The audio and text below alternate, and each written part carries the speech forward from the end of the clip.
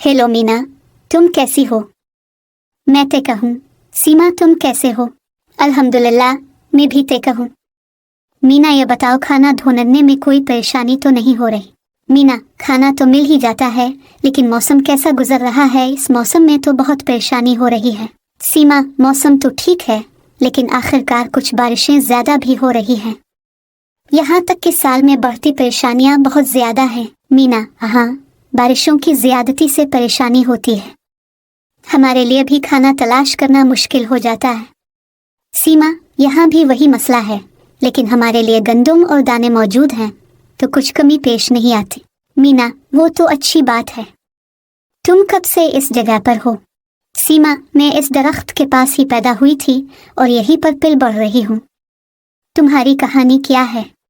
मीना, मेरी कहानी मुख्तलिफ है। मैंने कई जगहें देखी हैं और कई लोगों के साथ वक्त गुजारा है। सीमा, वाकई दुनिया में सफ़र करना बेहतरीन तजर्बा होता है। मीना, हाँ, और मुझे अपनी ज़िंदगी का हर लम्हा अपनी तरह जीने का मौका मिलता है।